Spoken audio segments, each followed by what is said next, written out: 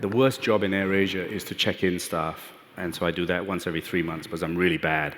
I do that for 2 reasons. I don't think you can be an effective CEO unless you go down to the ground and really know what's going on in your operation. And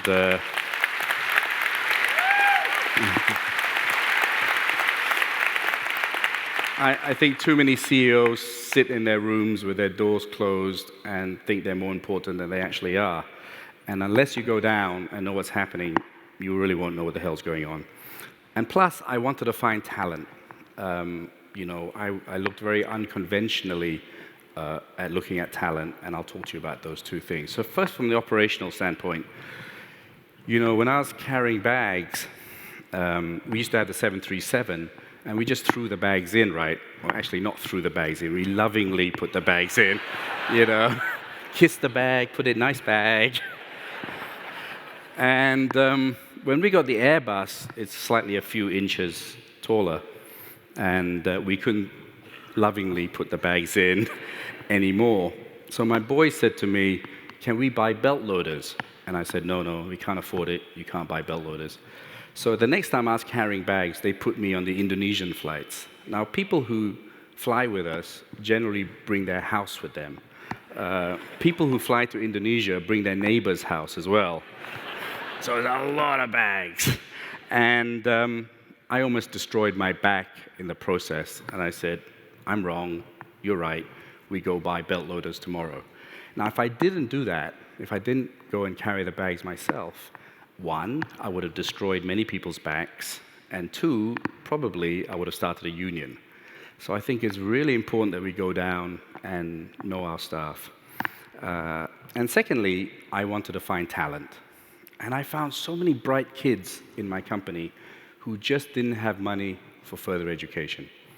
And so when I opened my first cadet pilot program, I said, I don't care whether you have O-levels, A-levels, when you left school, whatever. If you want to be a pilot, I'll support you. And our first 18 cadets, 11 came from within the company. And our own pilots were fantastic guys. They donated a lot of their time to help these young kids do it. And we had boys who were check-in assistants, store boys, accounts assistants, and one boy who carried bags for us in a small town in East Malaysia. And he was super smart, but he left school when he was 12. He got the highest marks in Malaysian Flying Academy. This was about 9 years ago, and today, all those 11 boys have become captains in AirAsia. So you join to carry bags, earning maybe $300. 4 years later, you're a first officer, and 6 years later after that, you're a captain on a brand new Airbus.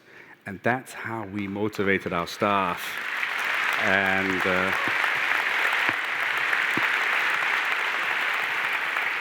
And it's that hidden energy in AirAsia that they can believe that they can do anything, and it's not just words, because they see it every day. And this girl is a fantastic story. In a bar, when I was having a beer, there's a certain pattern here, isn't there?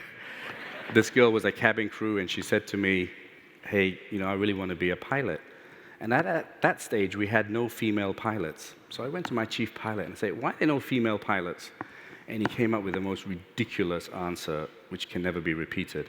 And I said, if a woman can run a country, she can certainly fly a plane. And today, we now have 42 female pilots. The other day was...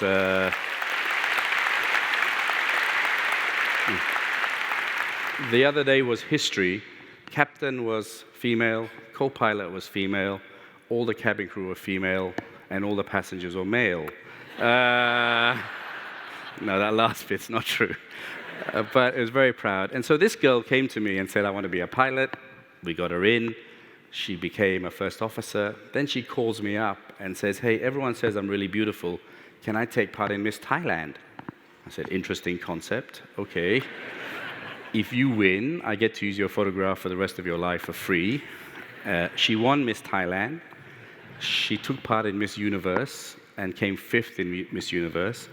And just 2 weeks ago, she became a captain in AirAsia. So we're the only airline in the world with a Miss Thailand flying for them. Uh,